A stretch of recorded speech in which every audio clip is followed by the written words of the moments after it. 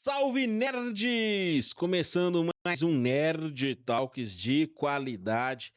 Gente, vocês não têm ideia, eu tô aqui me contendo, eu tô tremendo, eu tô suando, o ar-condicionado tá no 20, mas eu tô aqui, ó.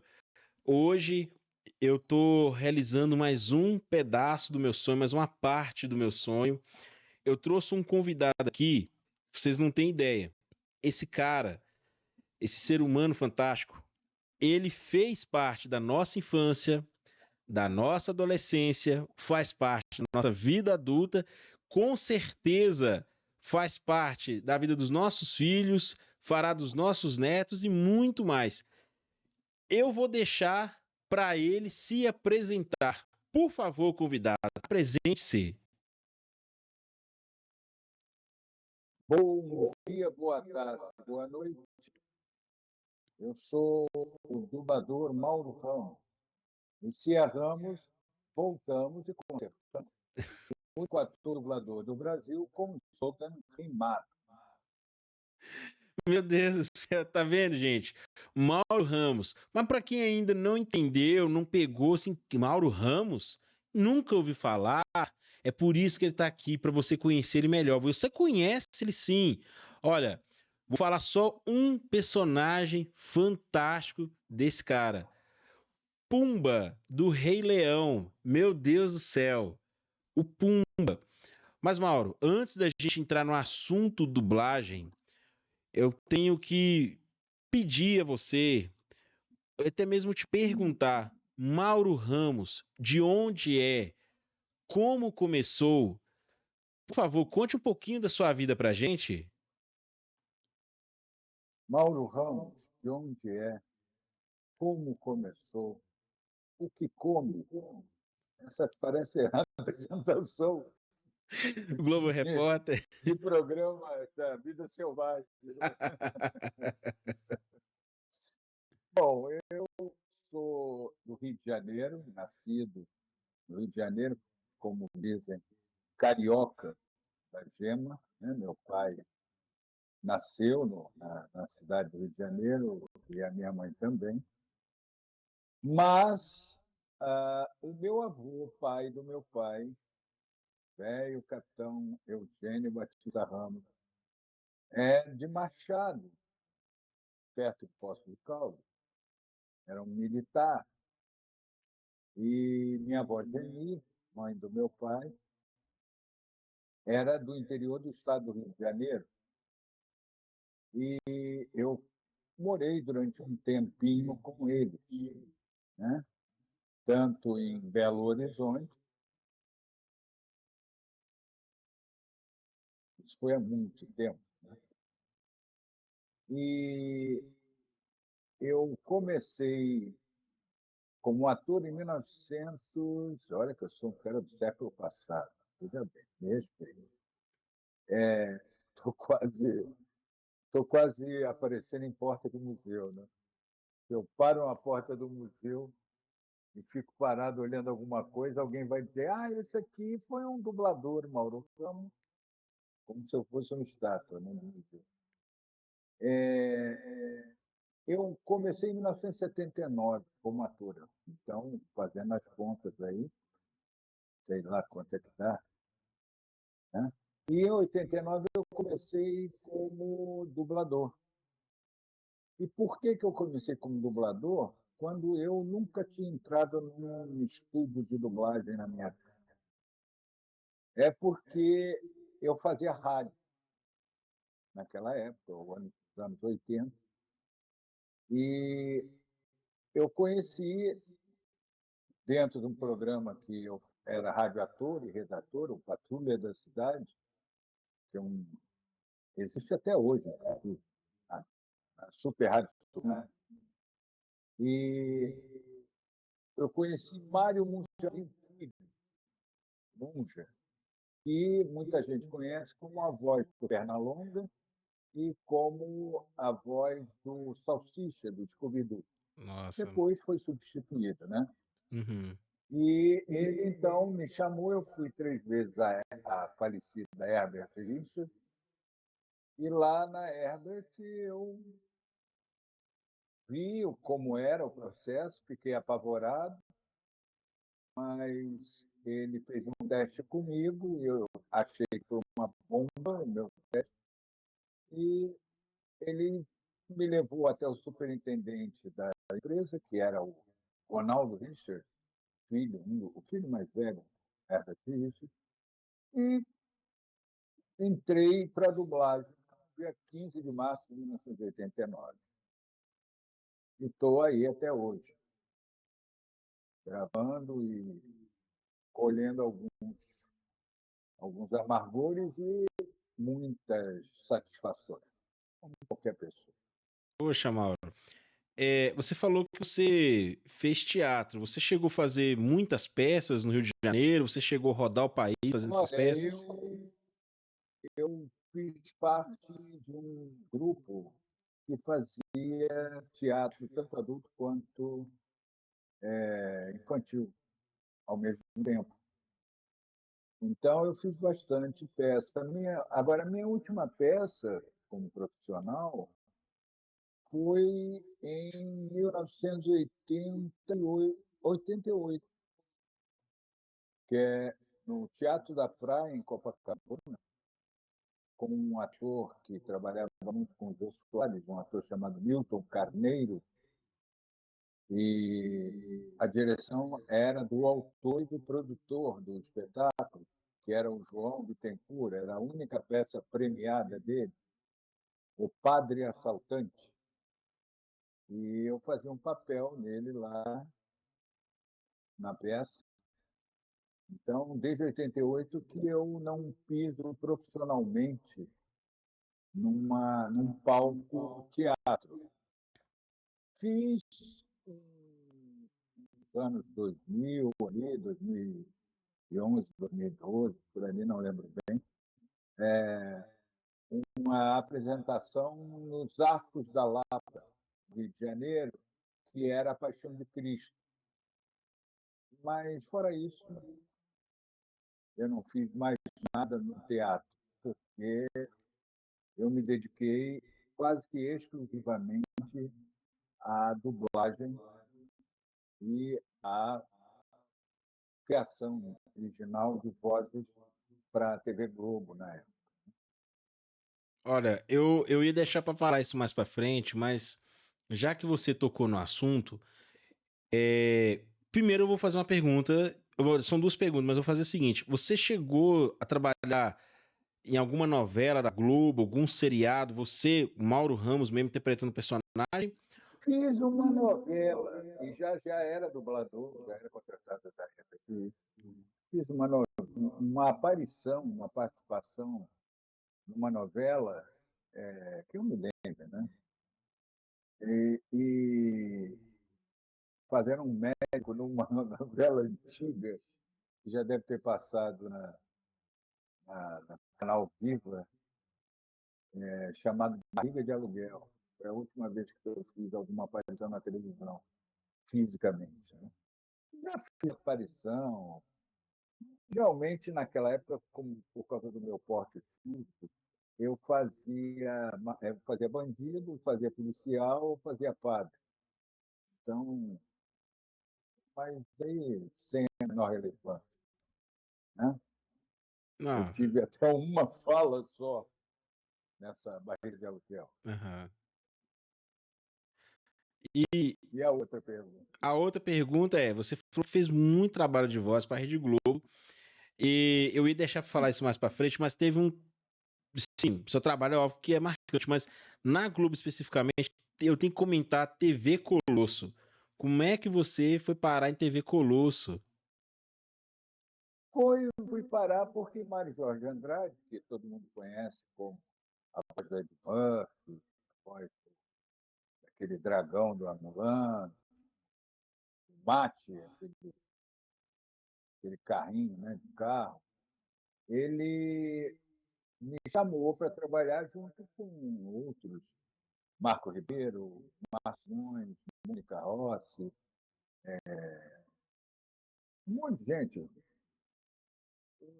uma gama gigantesca de Isis Kostowski, um monte de gente. depois se juntou a nós, bem no finalzinho, o Guilherme Briggs substituindo o Garcia Júnior, para fazer a parte do elenco, né? A Sheila Dorfman. Era um elenco muito legal. Muito. E Hamilton Ligado, já falecido. Então, eu fui chamado e a gente fazia o que pediam para a gente fazer. E a Uhum. partir dali, a gente também foi chamado, naquela época, para começar a fazer determinadas dublagens engraçadas para o Caceta e Planeta. E aí, depois que eu que acabou a TV Colosso, a gente foi contratado para fazer vozes de um sítio do Pica-Pau Amarelo.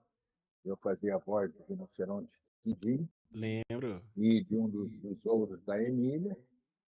E, ao mesmo tempo, esse tempo todo, a gente fazia várias dublagens para a Cacete Planeta, principalmente para um número que eles faziam, né? Que é, desculpa, que eles faziam, que era Fucker Sucker, os dois policiais, né? Sim, você e o Márcio Simões. E eu e Márcio Simões, né? Então, foi como eu fui parar lá, foi por convite do Mário Jorge. E uma coisa engraçada que eu não tinha noção, mas recentemente um fã me falou que foi o seguinte: o personagem, a minha voz, diariamente abria o programa e fechava o programa. Porque o programa era, a primeira voz que aparecia era do Capachão, que eu fazia, e todo o programa terminava com o cozinheiro, né? Sim. Então, eu abria e fechava. E eu não tinha essa noção, né? Você fazia uns 4 personagens ali na TV Colosso, não era? Mais ou menos? Fazia bastante, vários, mas fixos. Eu fazia o Capachão, o Borges, o cozinheiro, o Nestor, que era Nestor. o cara que consertava as coisas, e o que aparecesse lá, porque a gente também fazia outros personagens pequenininhos em vários quadros. A TV Colosso, ela acho que chegou a ter tipo uma espécie de revival no YouTube. Acho que eles tentaram trazer ela de volta pro YouTube. Os dubladores daquela época, quando passavam na Globo, voltaram esse projeto no YouTube. Não, que eu saiba, não teve um. O que está acontecendo é que me parece que o canal Vivo, o canal Multishow, não sei qual é o canal exatamente, vai reprisar a TV Colosso Antiga. Uhum, Estão fazendo propaganda através do YouTube para que as pessoas fiquem sabendo e possam assistir. Mas a gente não está fazendo nada novo. uhum. Ô, Mauro, eu tenho que perguntar, isso é uma dúvida minha, é uma curiosidade minha. Tipo assim, você fez lá o Funk Suck junto com o Márcio Simões no Cacete Planeta. Isso de alguma forma teve influência de vocês terem dublado o Bad Boys, o Will Smith e o Martin Lawrence? Porque, tipo assim, vocês dublavam dois policiais no Cacete Planeta e vão dublar dois policiais no Bad Boys. Teve alguma coisa a ver ou foi só coincidência do destino? Não foi coincidência, porque o Márcio já tinha dublado filmes do Will Smith, dividindo com o Marco Ribeiro, que também fez outros filmes do Will Smith. E eu fiz muito poucos no início, mas todos para a dublagem da TV Globo, o Martin Lawrence. E aí, naturalmente, me chamaram. Já havia sido dublado o primeiro Bad Boy aqui em São Paulo, por outros colegas. Mas depois, o primeiro, a minha parte e a parte do Márcio, foi redublada porque a Warner resolveu lançar uma caixa com os três, né? 3 CDs dos 3 filmes, o 1, o 2 e o 3, e aí, para ficar tudo igual, chamaram a gente para redublar só parte do, dos dois. Uhum. Mas foi coincidência, não foi uma coisa, não teve nada a ver com a outra. É porque eu sempre tive essa dúvida na minha cabeça, assim, pô, os caras fizeram Funk Suck, era uma dupla no caceta, aí os caras fazem dupla no Bad Boys. Será que teve alguma influência? Agora você já tirou minha dúvida, eu posso dormir tranquilo sobre isso. Ah, Você falou que começou, você fez o teste em 89 e de cara já passou. Você lembra o personagem que você fez lá em 89, no começo da carreira? não lembro. Foi um teste de desenho que já estava dirigindo. Eu me lembro da primeira coisa que eu dublei oficialmente como dublador, que foi num faroeste do John Wayne, em que eu fiz roteirinhos e fiz uma fala, um rapaz a quem o John Wayne e os outros que estavam com ele entregavam as rédeas dos cavalos, e o John Wayne chegava para ele e dizia: dê água para os cavalos. E eu dizia: sim, senhor. Foi a minha primeira fala na dublagem. Um E, medo absurdo. sério, e o Mauro, mas você, tipo assim, que a impressão que eu tenho, a sensação que eu tenho é que você já chegou dublando muito bem, já pegando os personagens assim, relevantes e tudo mais, mas foi um processo demorado, não foi? Até você pegar um personagem grande? Olha, para uma pessoa, naquela época era muito difícil você ser aprovado pelo meio da dublagem, porque você tinha que provar primeiro que você era funcional para o sistema e capaz para os colegas de trabalho. A gente trabalhava junto, dividia bancada, então o camarada estava vendo o seu desenvolvimento ali e ele podia sugerir o seu nome ou podia avaliar você de uma forma que, para que você chegasse a ser um dublador e se apresentar como dublador, no mínimo uns 5 anos, trabalhando pelo menos uma vez por semana. Que aí você acabava tendo uma gama de desafios nos estudos razoável e para provar a sua capacidade, e você passava a ser conhecido dos colegas por causa da convivência.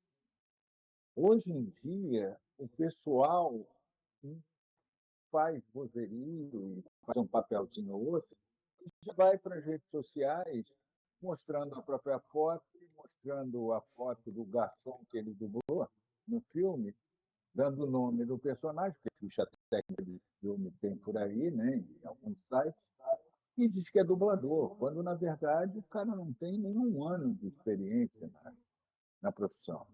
Uhum. E isso é meio temerário, porque a gente já não trabalha junto, a gente já não aprende como aprendia, vendo e ouvindo os colegas e contracenando com eles na bancada, que hoje é meio sozinho, né?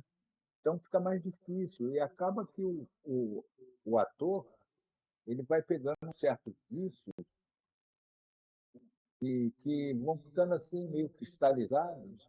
Ele passa a ser funcional, mas funcional para determinados papéis e não se desenvolve. Uhum. São raros aqueles que têm dor, porque para você ser um bom dublador, você não basta só ser um bom ator, você também tem que ter esse pendor para isso, né? E aprender com humildade até hoje. Eu aprendo, todos os dias eu aprendo, é sempre um desafio. Por isso é que me pedem para dar aula, por que você não dá um curso de dublagem? Eu digo, eu ainda estou aprendendo. Como é que eu vou ensinar se eu ainda estou aprendendo? Eu aprendo com todo mundo. Uhum. E aprendo toda hora em todos os trabalhos que eu faço. E o meu primeiro trabalho relevante foi um trabalho para a Disney, que foi o Pumba, que eu disputei um teste, sem saber, com Silvio Navas, um antigo dublador que fazia a voz daquele Munra. Rato, Multiverso Thundercat. Eterno. É. E eu disputei com ele e acabei ganhando. E estou até hoje, né? E graças a Deus a Disney me chamou para vários produtos. Eu espero que continue, né? Amém. A me chamar. E eu fiz bastante coisa para a Disney, né?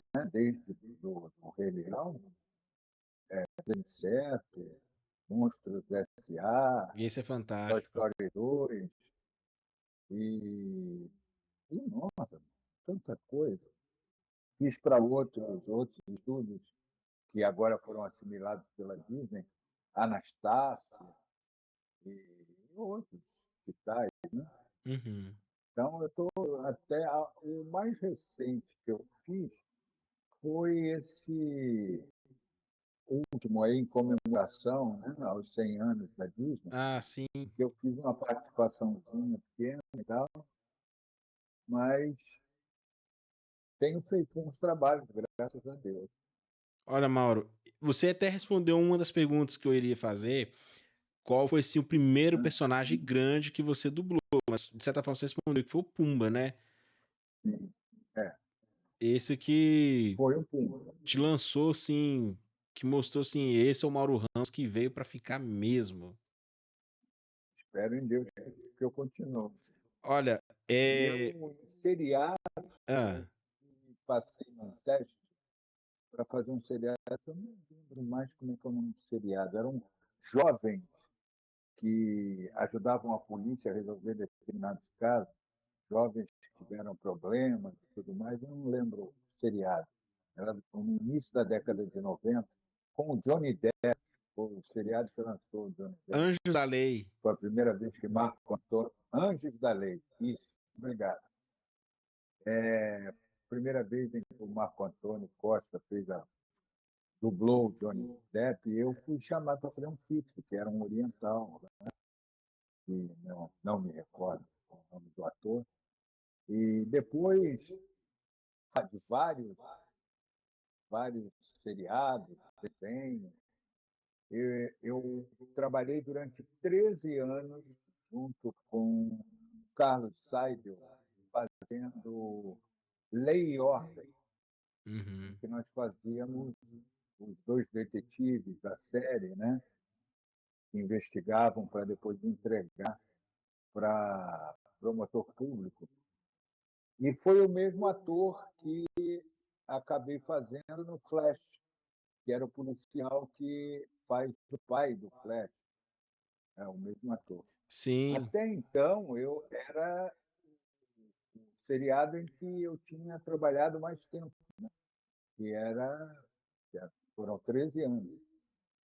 Mas aí, um outro seriado hoje em dia já bateu de lavada. Eu estou há 20 anos fazendo Grey's Anatomy, fazendo o Dr. Richard Webber. Se ele sair ou se eu morrer, aí eu paro. Senão, ó, vamos continuar. não, não. É mais fácil ele sair. Você vai ficar um tempo conosco aqui. Então, são várias séries, vários filmes que eu acabei fazendo. Para a Disney também eu fiz um filme que eu gostei muito, que foi Uma Cilada para Roger Rabbit, Sim, muito bom. fazendo o detetive Ed Palmer. E na mesma época, a Warner, quando resolveu lançar o Batman e o Batman O Retorno, Tim Burton, eu acabei substituindo para o DVD o falecido Zé Santa Cruz, que fez para a Globo aquele Danny DeVito fazendo o Aham, Pinguim, Pinguim. e aí acabei eu fazendo para o Warner. E, então, a partir dali, fui chamado para outras coisas, graças a Deus, espero continuar. Amém. Vai continuar. Mauro, você falou da questão da dublagem, que antigamente vocês faziam junto, que se aprendia muito e tudo mais. Hoje em dia, na sua opinião, você acha que a dublagem ela tá melhor, não tá melhor? Você acha que teve um progresso ou não pela questão do jeito que mudou a forma de dublar? É, sinceramente, eu sou de uma geração que vai da geração de 85 a 95, que era a, uma geração que pegou uma fase excelente da dublagem, excelente, criativamente. Mas a gente trabalhava com uma tecnologia que não foi a primeira. Né? A gente trabalhava naquela época com fita magnética, uma fita. Gravava tudo em 2 canais, por isso é que todo mundo trabalhava junto, né? Porque não tinha canal suficiente para fazer separado. A partir do momento em que começou-se a ter software de gravação de computador, você tem uma gama infinita de canais. Isso possibilita a cada ator fazer o seu personagem separado, em cada canal diferente. E aí não houve mais necessidade de se fazer esquema para trabalhar junto na bancada. Cada um vai e grava a sua parte e vai embora. E isso, para mim, eu sinto muita falta da contracenação. Ator sente falta de contracenar com colegas. Que há colegas que você faz o café com leite, mas há colegas que te estimulam a fazer um trabalho sempre melhor em cena. E na dublagem não seria diferente, trabalhando junto, Uhum. onde a gente aprenderia também várias técnicas e vários macetes profissionais que já estavam trabalhando há bastante tempo.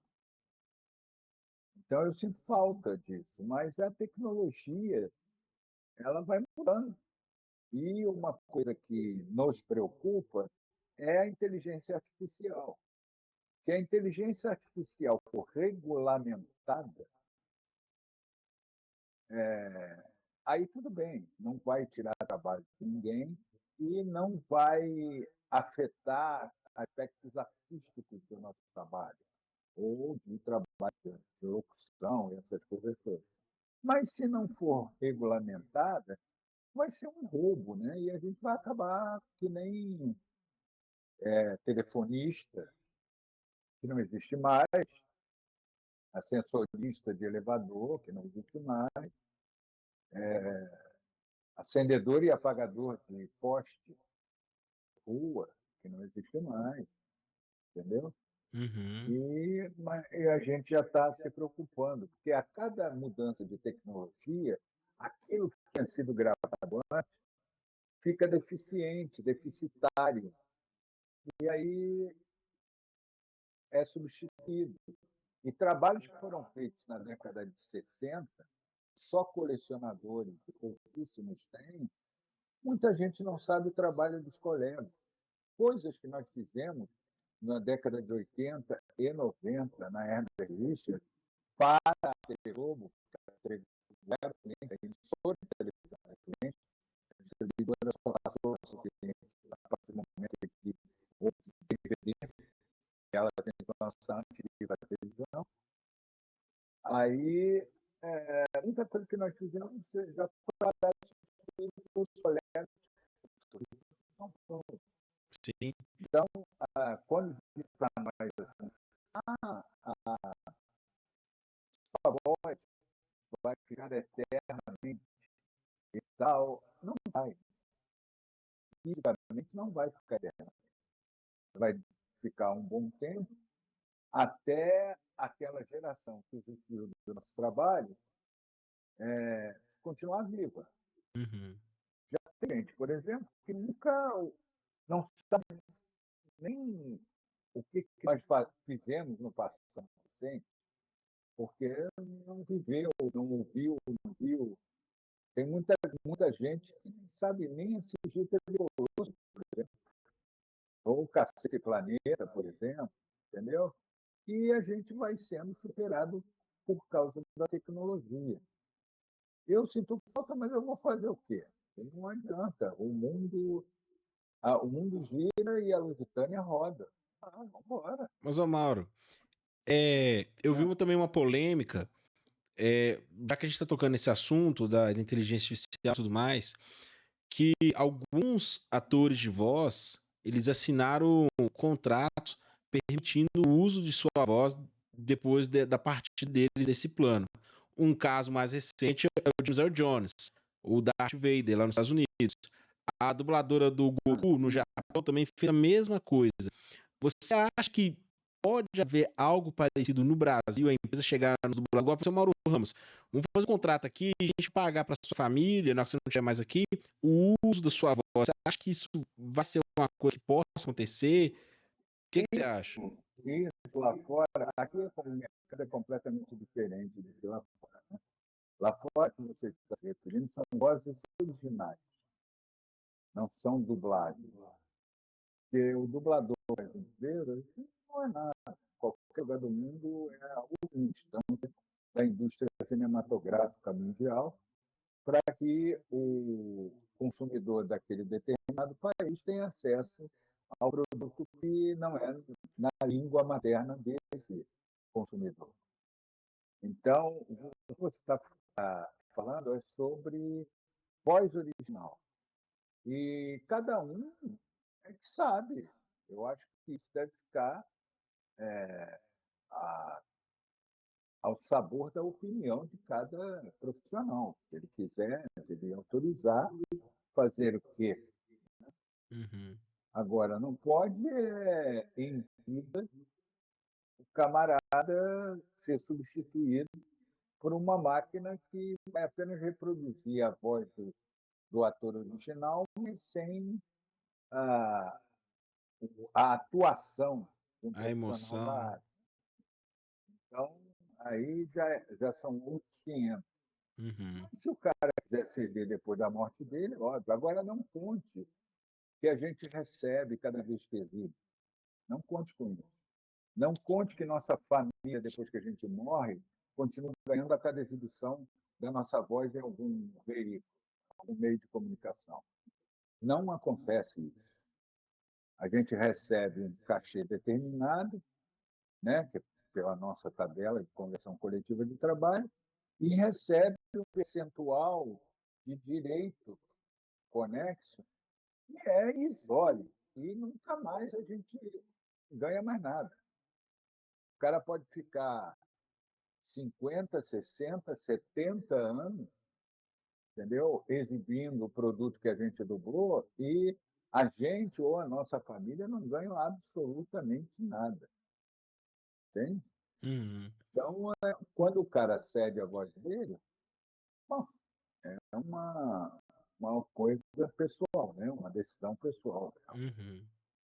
E olha, ainda na questão da polêmica da dublagem, a dublagem, a dublagem brasileira é considerada uma das melhores do mundo, e com razão. Porém, a gente viu e vê, Mauro, que nos últimos anos começaram a surgir vários estúdios de dublagem fora do eixo Rio-São Paulo, porque a gente tem a referência Rio e São Paulo. Eu posso dizer por mim que Rio de Janeiro, para mim, era Herbert Richards, São Paulo é a Alamo. Mas aí começou a surgir estúdio em Brasília, em Belo Horizonte, em Curitiba.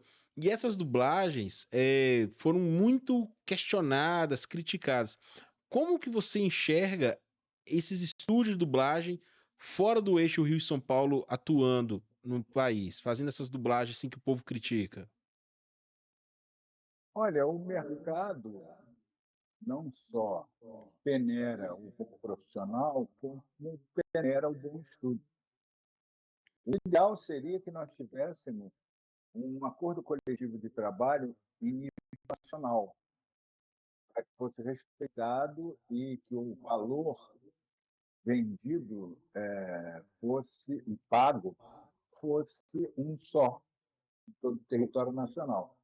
Mas os empresários alegam que isso seria impedir, né, a livre iniciativa. E o que não me preocupa, porque, como dizia a falecida dubladora Sônia Ferreira, minha grande amiga, o que eu já vi de gente entrar e sair querendo reinventar a dublagem, e eu continuo dublando. Ou seja, o talento e a funcionalidade do profissional de dublagem é que, na verdade, peneira o ator na atividade. Se ele é funcional, ele fica, ele é chamado. Se ele não é funcional, só lamento, mas não vai ser mais chamado. Então, é a mesma coisa com relação às empresas. Pode abrir empresa até em Pixoxó do Norte.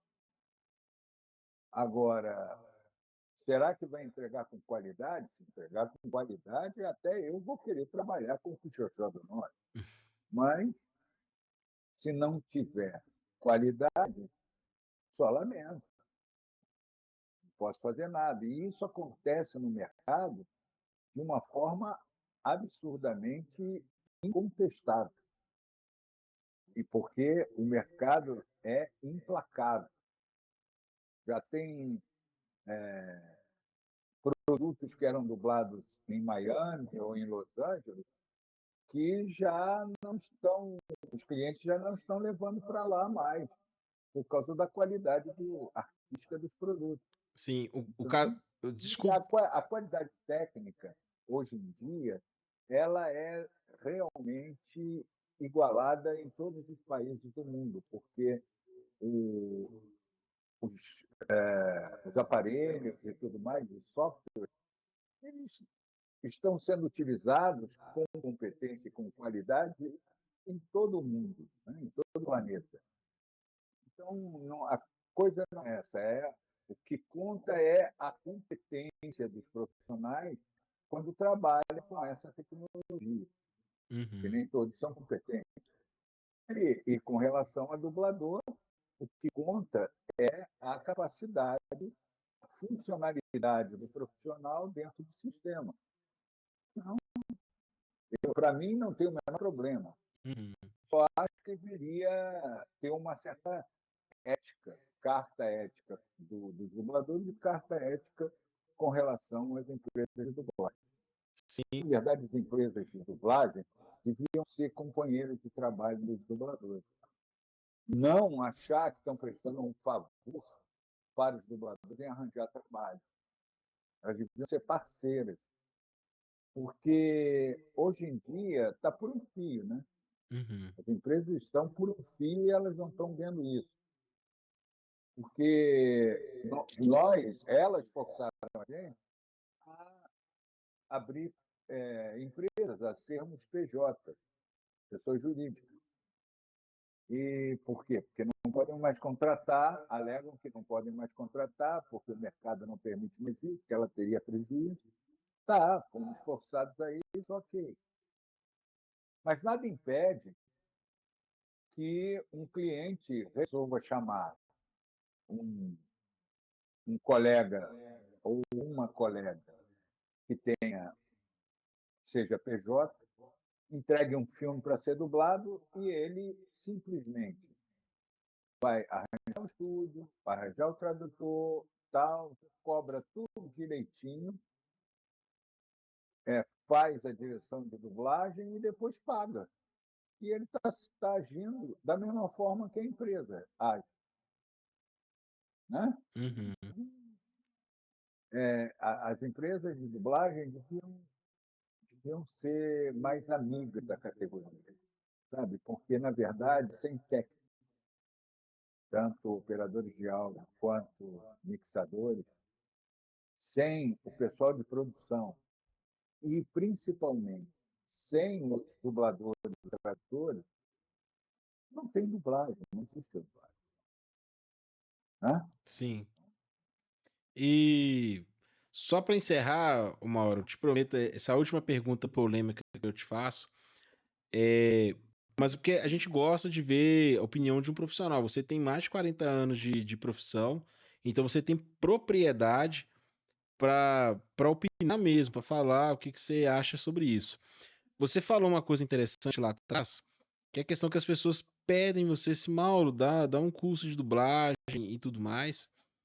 Há um tempo atrás, teve uma polêmica no Instagram, na internet, em relação a essa questão de curso de dublagem. Um dublador, não vou citar o nome dele, ele comentou que ele era contra também, que ele não gostava de dar, mas por outros motivos. Ele falou assim que com essa questão da inteligência artificial, que não se sabe o que vai ser no futuro da dublagem, ele falou assim que não via motivo de dar curso de dublagem e achava errado quem dava curso de dublagem, porque talvez, tipo assim, de 10, apenas um ia conseguir terminar o curso e talvez ia trabalhar. Aí ele falou que em São Paulo, por indicação e por competência.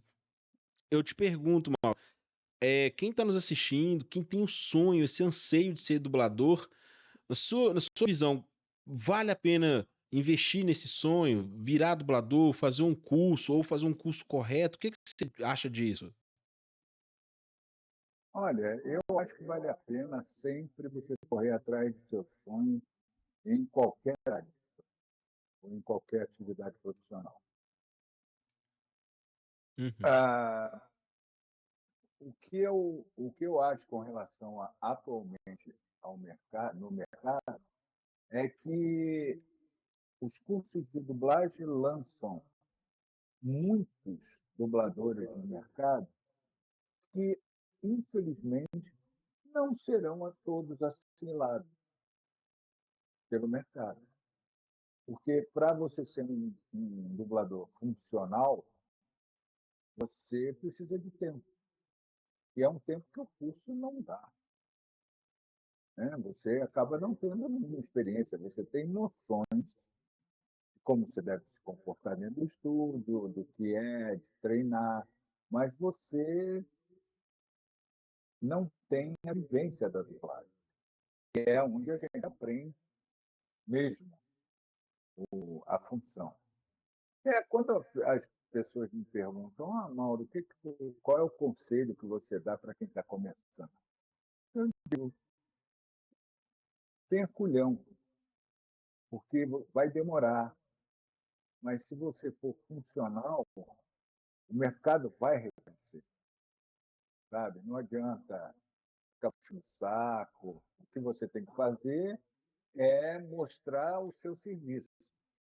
E hoje, antigamente, a gente podia entrar, ficar observando o trabalho dos colegas e tudo mais, ver como é que era o desenvolvimento, aquela coisa toda. Hoje em dia não pode, porque os clientes eles estão evitando que pessoas que não estejam com funções dentro do estúdio, eles evitam que aconteça porque os produtos têm uma série de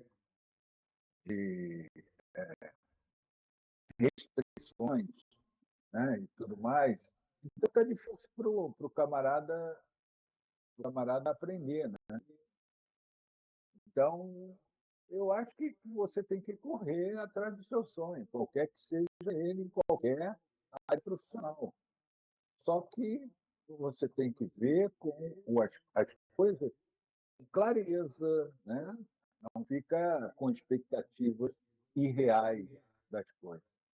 uhum, Quando, se você tiver que ser, você vai ser, entendeu? Se você tiver que ser descoberto como funcional e trabalhar na profissão 20, 30, 40 anos, você vai ser. Só que não é da noite para o dia. Né?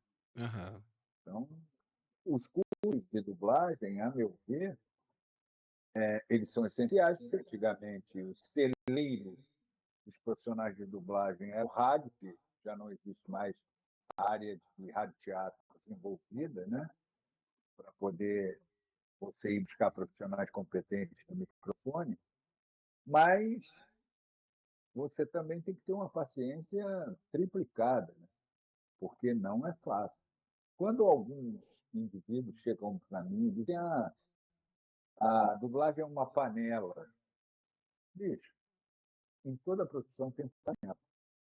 Quem me ensinou isso foi Garcia Neto, pai de Garcia Júnior, que foi durante muitos anos dublador e diretor de dublagem. uhum, Ele é que dizia, panela tem em qualquer profissão. Cabe a você ver qual o tamanho da sua panela. Se é uma panela para esquentar uma madeira ou uma panela para feijoada. Entende? E isso você só vai entrar nessa, entre aspas, panela que o pessoal acha que deveria, que está pedindo dele exercer o que ele quer, você só vai entrar se você tiver funcionalidade para a profissão. Se não tiver, bicho, só lamento. O mercado não vai te assimilar. Desculpe, mas estou sendo o realista mais gentil do mundo. Não, mas a gente tem que ouvir isso. Agora, Mauro, saindo das polêmicas, como eu prometi, eu tenho que te perguntar, você, nesses anos de dublagem, você também exerce outras funções além de dublador, tipo diretor de dublagem, tradutor? Você faz mais além da dublagem? Eu faço narração atualmente. Eu Uhum. fui diretor no Rio de Janeiro durante 10 anos e não aguentei mais em determinado momento e aí parei e fiquei só como dublador. Hoje em dia tem a narração de audiolivro, que eu também não sei quanto tempo vai continuar, né? Mas espero que continue a me chamar. E é uma experiência muito boa, experiência muito legal. Contar histórias nada mais é do que a profissão do próprio ator, né? Aham. E eu tive como formação ler para cegos, né? E o radioteatro. Então, tudo desagou na narração, que nada mais é, a meu ver, do que o que se fazia há milhares de anos, na Grécia Antiga, no Egito, que era contador de história em festivais, né? Contava mitos, fábulas. E hoje em dia é um narrador de audiolivro, Uhum. só que com uma tecnologia diferente. Então, eu vim com essa camisa aqui de propósito do Senhor dos Anéis, porque eu ia Ah, te perguntar. Você é o narrador do Senhor dos Anéis na Audible, na Amazon, não é isso mesmo? isso, Como é que isso. foi isso aí? Como é que foi esse desafio? Foi difícil, meu amigo. Foi difícil.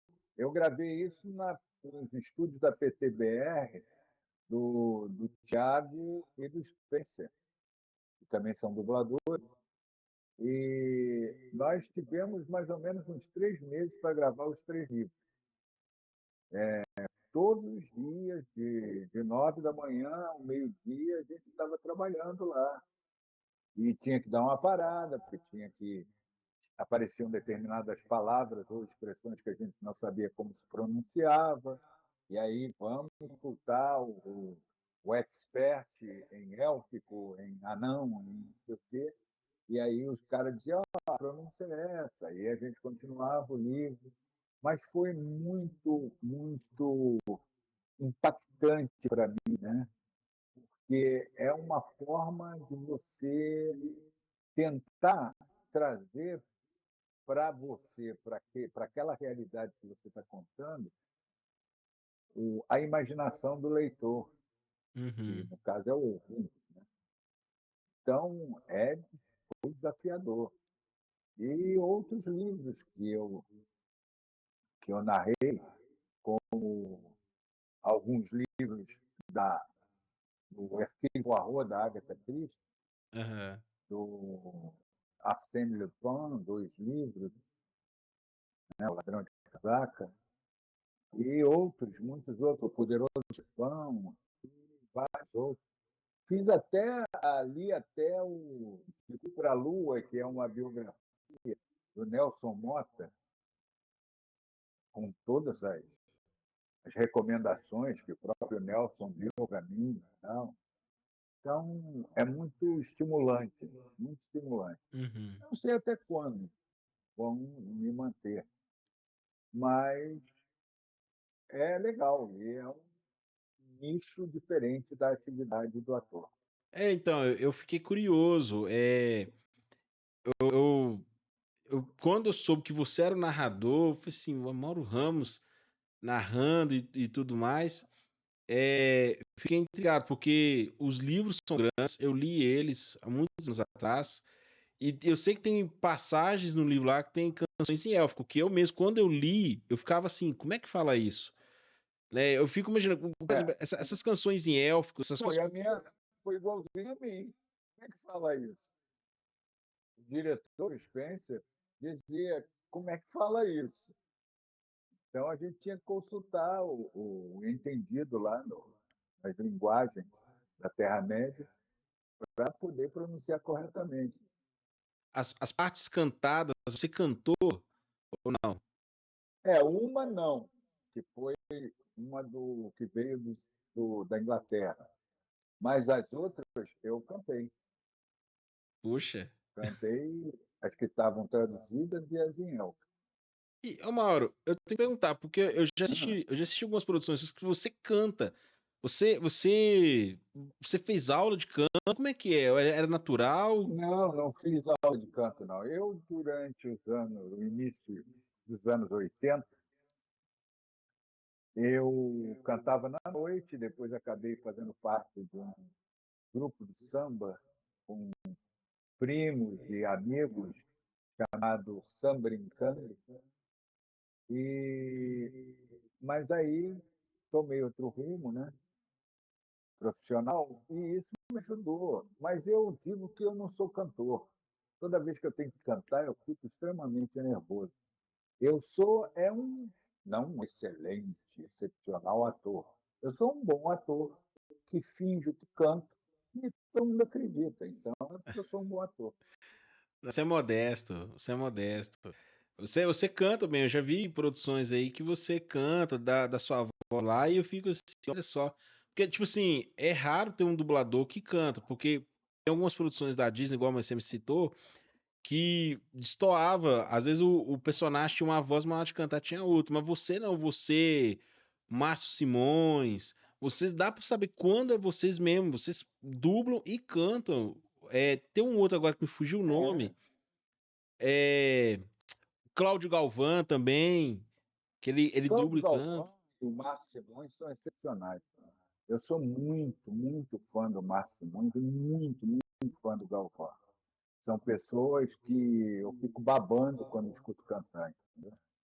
Então, sabe, aquela sensação de caramba, quando eu crescer eu quero ser igual a ele. Essa é a sensação.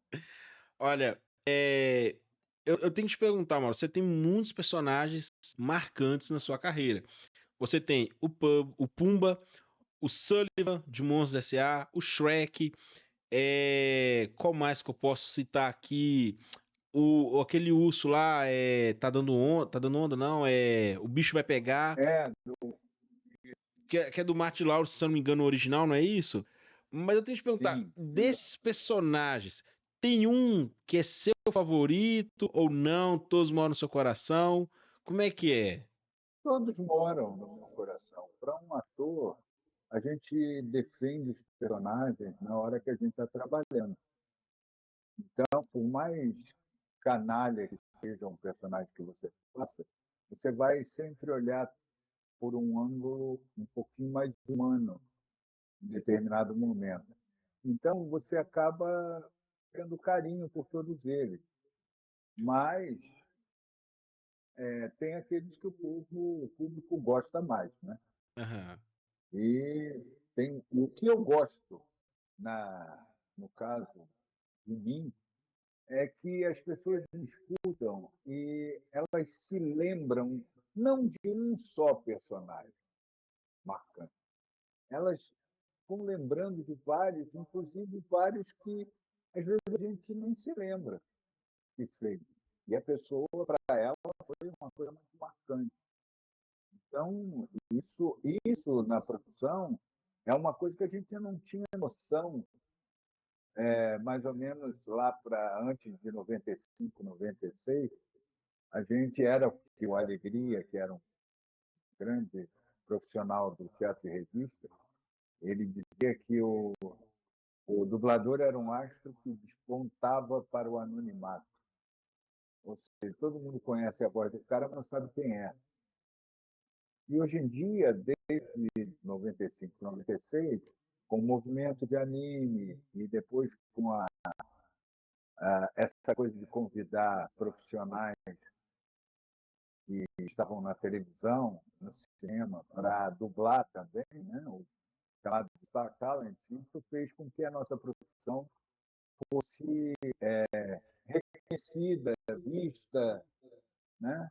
E as pessoas hoje em dia já sabem o meu nome, já sabem que eu sou um dublador por causa da voz, já tem noção de como é o serviço. Alguns ainda, infelizmente, não sabem, né? Como, por exemplo, acha que pega o texto do filme e leva para casa o texto do filme para ensaiar as partes da gente. Isso não existe. A gente só vai ficar sabendo o que vai fazer na hora marcada lá pelo estúdio que convocou você. Uhum. Aí, quando você chega lá dentro do estúdio, o diretor diz: você vai fazer isso, assim, assado. E você vai saber isso na hora. Caso, obviamente, por determinados papéis para os quais você fez teste. Aí, se você passou, você não passou, eles não dizem nada. Mas se você passou, o cara vai dizer: você passou por tal teste para isso assim. Aí você tem uma ideia, mas você não sabe exatamente o que você vai fazer, porque você não leva o filme para casa para ver, não leva a canção para você ensaiar, você só faz tudo imediatamente na hora em que você é convocado. Uhum. Mauro, você falou que a questão do dublador, anonimato, eu também já ouvi uma frase que fala que a dublagem é o cemitério do ator, né? Mas, tipo assim, eu não vejo dessa forma, muito pelo contrário. Você falou com a internet e tudo mais, hoje os dubladores são. Isso era a visão preconceituosa que existia da própria categoria, que Uhum, dizia que os dubladores eram atores frustrados, por isso é que era o cemitério dos atores. Quando, na verdade, hoje em dia, muitos profissionais que viram como é difícil a dublagem, eles reconhecem que tem uma visão completamente diferente da profissão. E, por favor, não tratem a dublagem como se fosse um bico. Atores iniciantes e tudo mais. Se você quer ser um dublador, você vai ter que se dedicar à dublagem. E é você estar disponível para dublagem. Entende? uhum, Agora, não é cemitério de ator. Todos nós continuamos a fazer outras coisas da profissão de ator.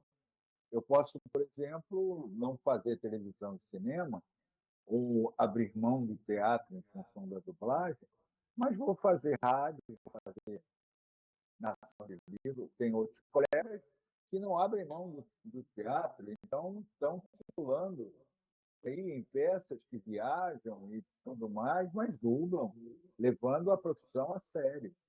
Entendeu? Quando alguém chega para mim e fala: será que dá para me arranjar um negocinho na dublagem? Primeiro que a gente não arranja nada.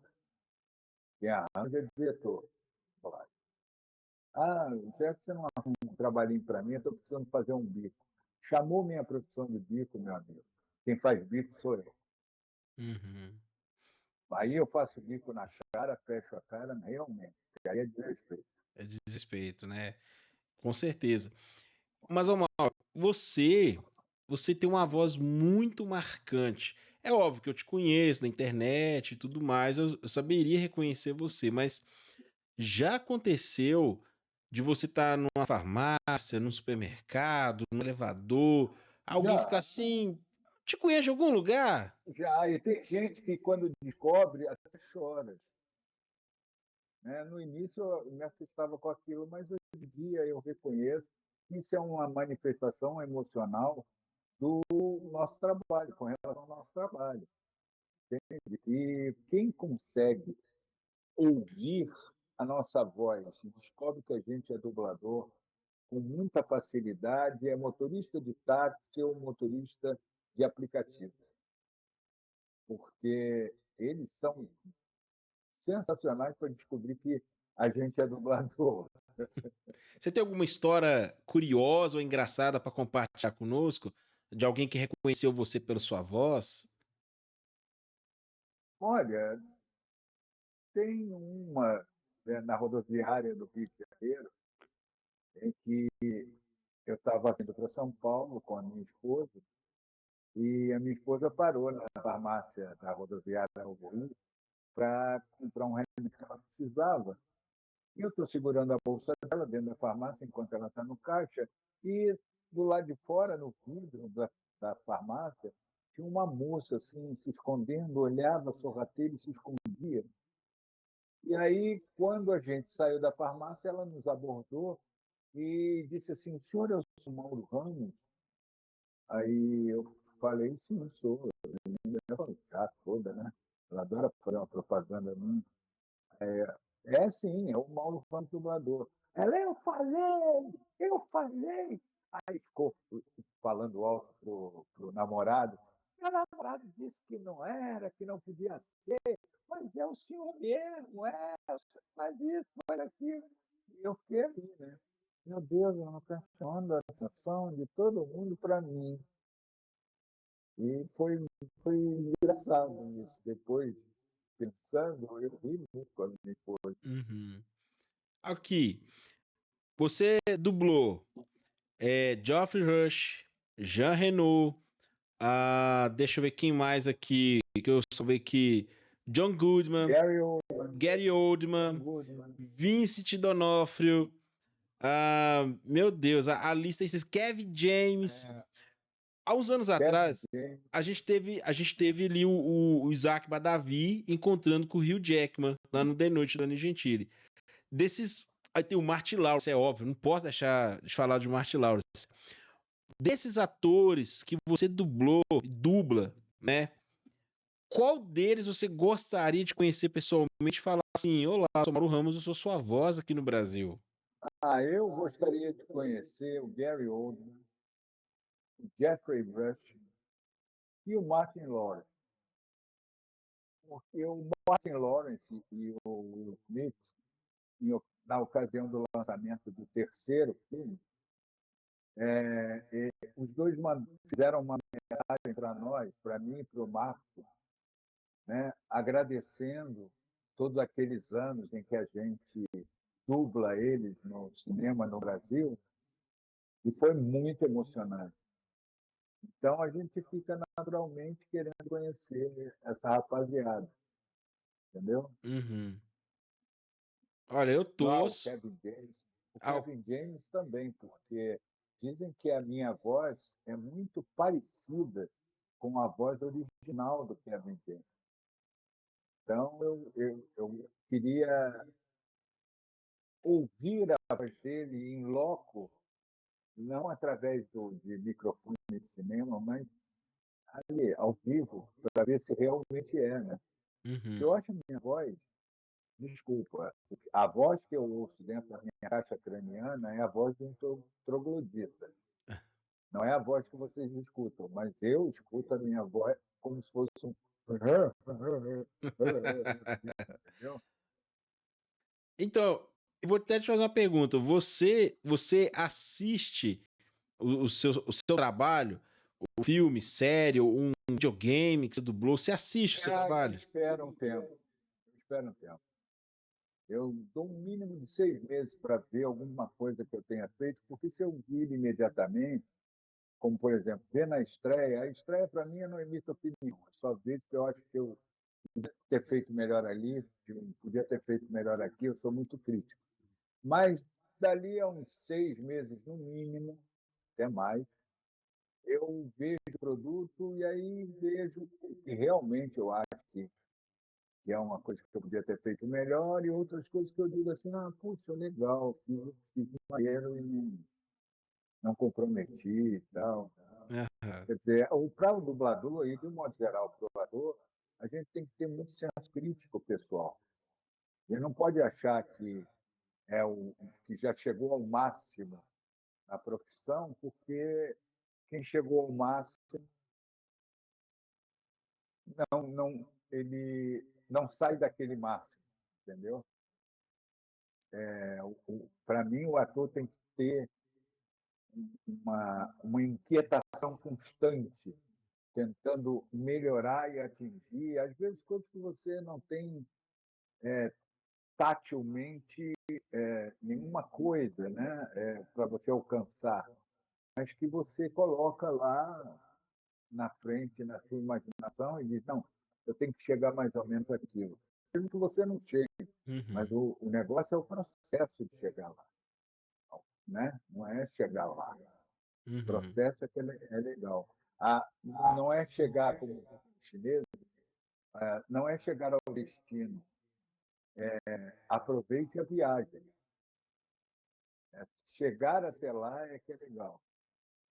E Mauro, Ah, existe algum personagem ou algum trabalho assim que você queria ter feito? Assim, poxa, eu queria tanto ter feito esse personagem, eu queria tanto ter feito esse trabalho, eu dublado esse queria ator nesse ter filme. dublado vários filmes do Peter Sellers.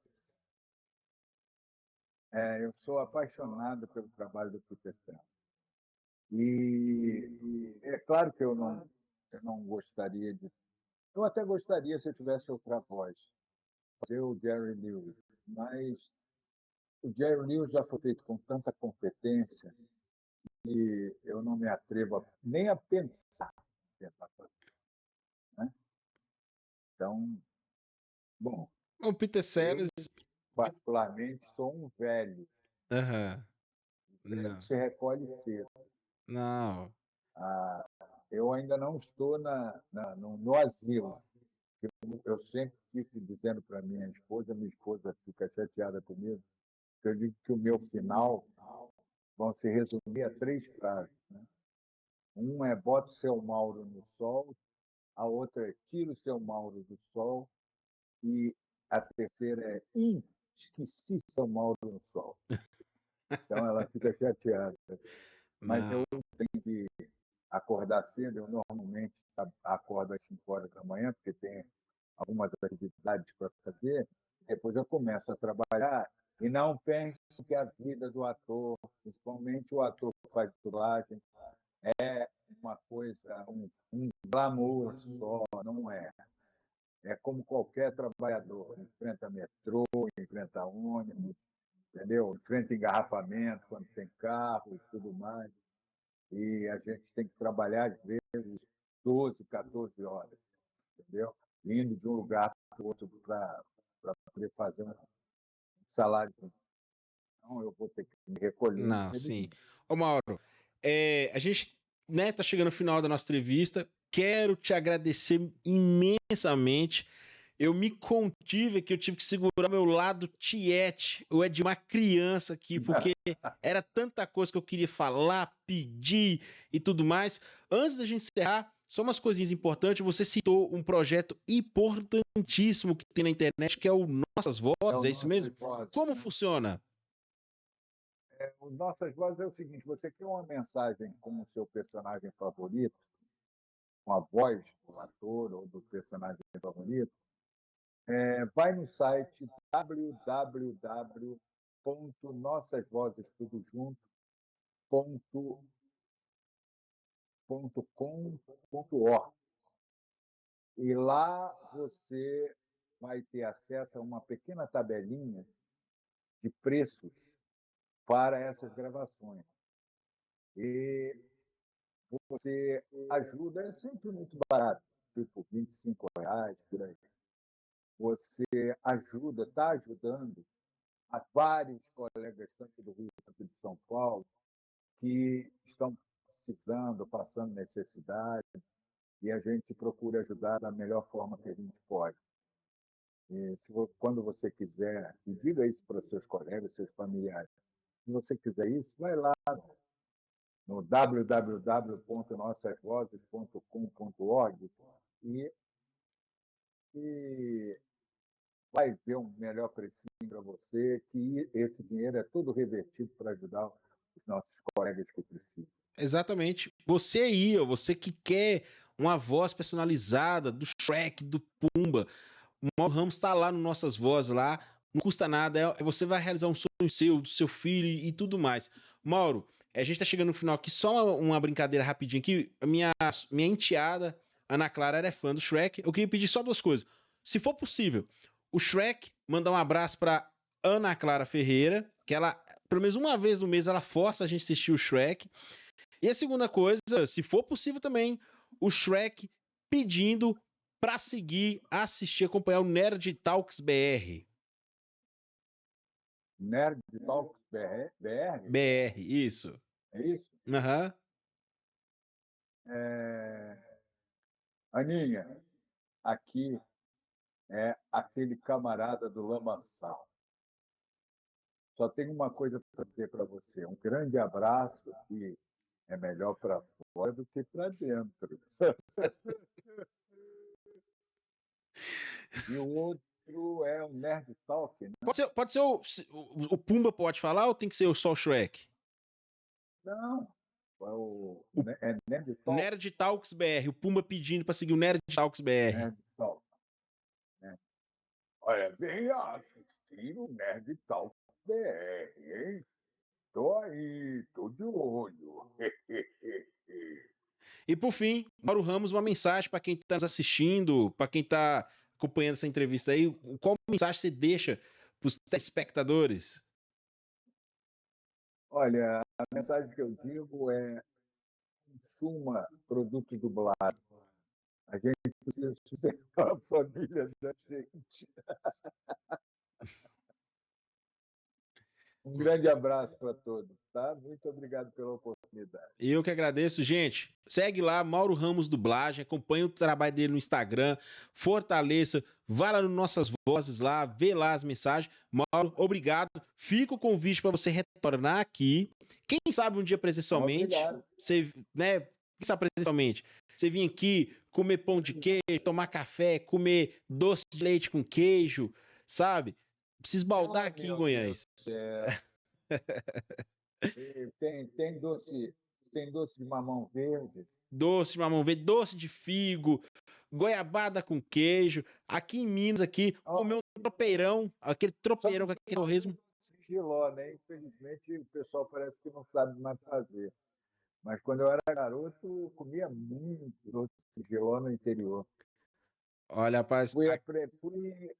Doce de giló, eu fui pela primeira vez lá na Cabeça da Véia, lá em cima, quase Goiás, São João Evangelista.